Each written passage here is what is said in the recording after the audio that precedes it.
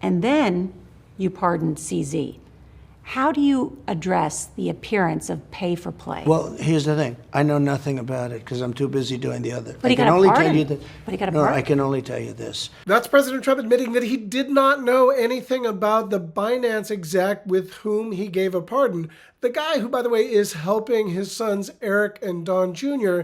make hundreds of millions of dollars in the crypto business while he's in office. Hi, I'm Mediaite founding editor Colby Hall, and that was but one of many unhinged, maddening, crazy, bonkers, newsworthy moments that came from Trump's sit-down interview with 60 Minutes' Norah O'Donnell. Following here are the 5 craziest moments you may have missed.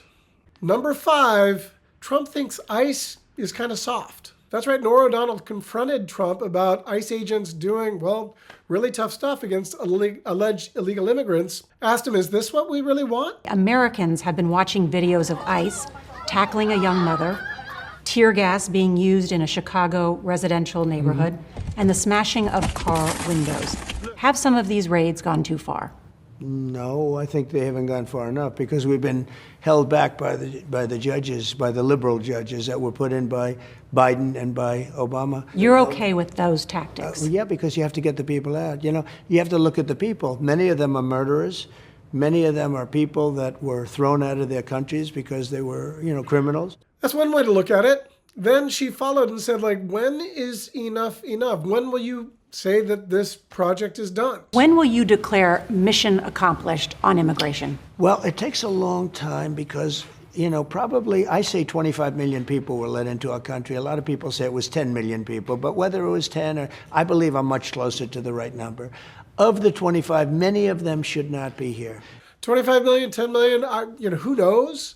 What it sounds to me is that he intends to try to deport up to 10 million people that are here illegally. Number 4, Zohran Mamdani's a communist. There is a big mayoral election in New York City, which a lot of people are talking about because Mamdani is a 33-year-old progressive. Norah O'Donnell asked him about him and wondered if he thought that he was sort of like Trump. We're on the eve a number of big state and local elections.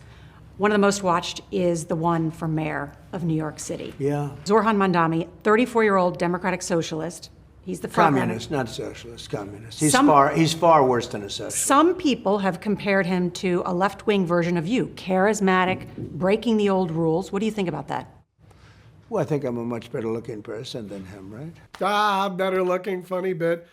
Trump's charming, right? When I left New York, we were at the epitome of it was a great city. It was doing great.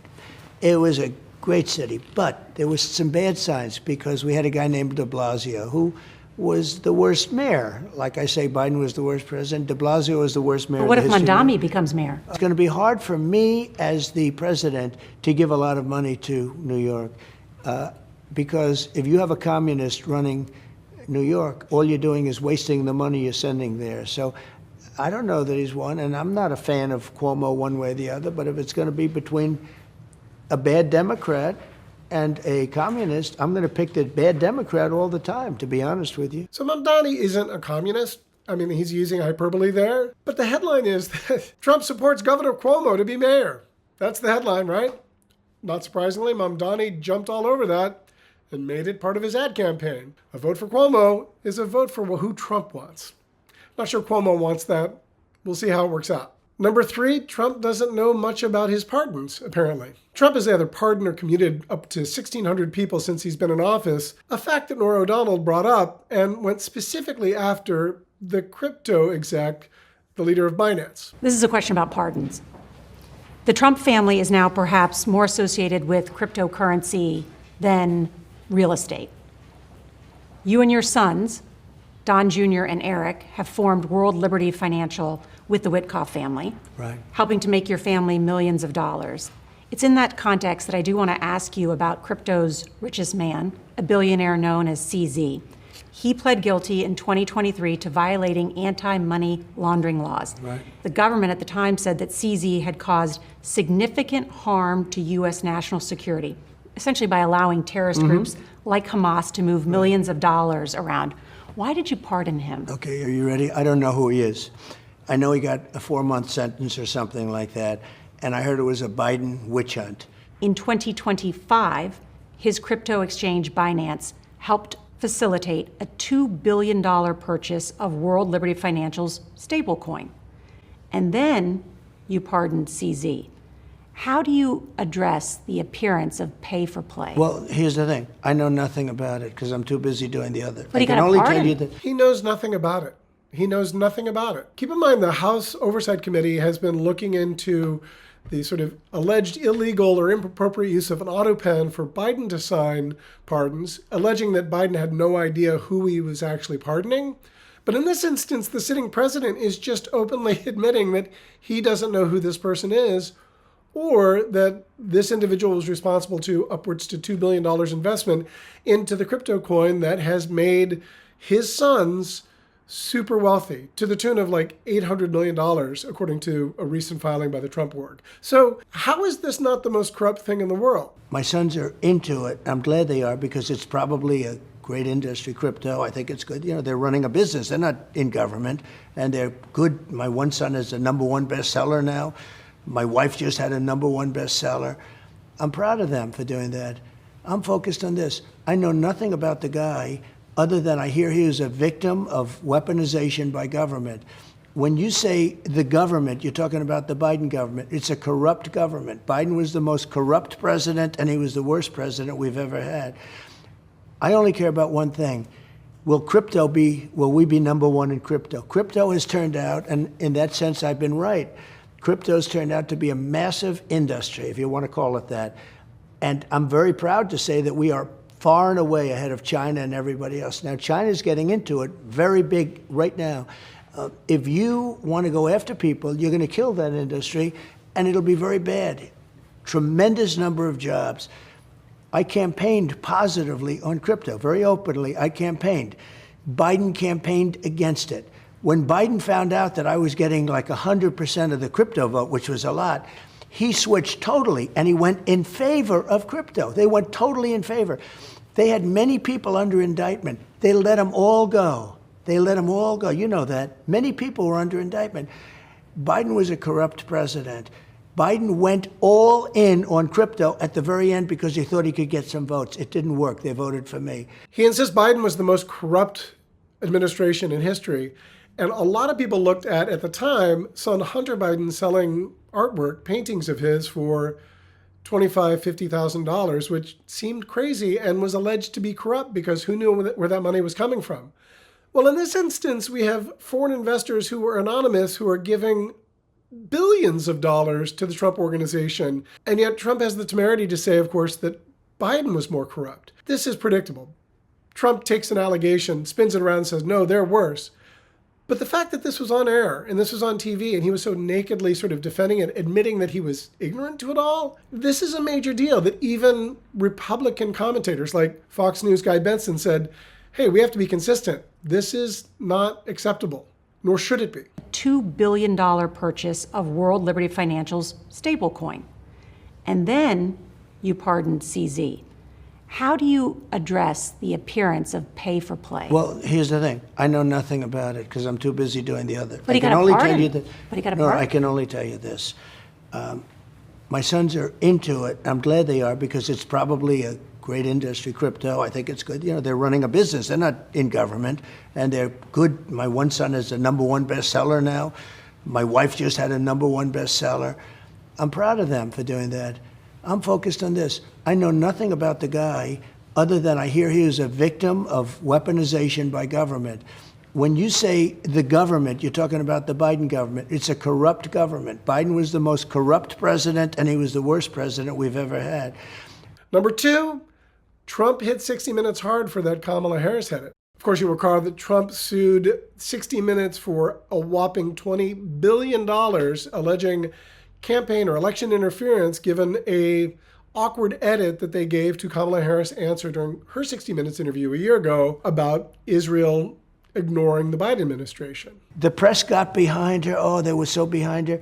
But eventually she failed because she couldn't speak. She wasn't a very intelligent person, in my opinion, but she couldn't speak properly. She could not speak. And actually 60 Minutes paid me a lot of money. And you don't have to put this on because I don't want to embarrass you, and I'm sure you're not. I think you have a great new leader, frankly, because the young woman that's leading your whole enterprise is a great, from what I know, I don't know her, but I hear she's a great person. Giving a shout out to Barry Weiss. Of course, she's now the editor-in-chief of CBS News and the former founder of Free Press, and a contrarian who has gone to bat for Trump in a way that has made her different from a lot of people in legacy media. But Trump wasn't done. But 60 Minutes was forced to pay me a lot of money because they took her answer out that was so bad it was election changing 2 nights before the election, and they put a new answer in. And they paid me a lot of money for that. You can't have fake news. You've got to have legit news.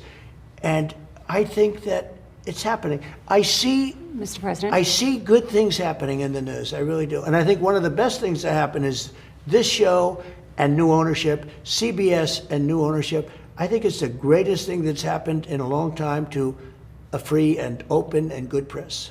What's notable here is that this portion of the interview didn't air on broadcast, but instead came out later in a 70-plus minute extended version in which he basically called out 60 Minutes to their face. The press got behind her. Oh, they were so behind her. But eventually she failed because she couldn't speak. She wasn't a very intelligent person, in my opinion, but she couldn't speak properly. She could not speak.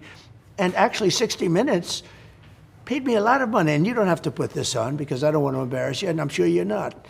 I think you have a great new leader, frankly, because the young woman that's leading your whole enterprise is a great, from what I know, I don't know her, but I hear she's a great person.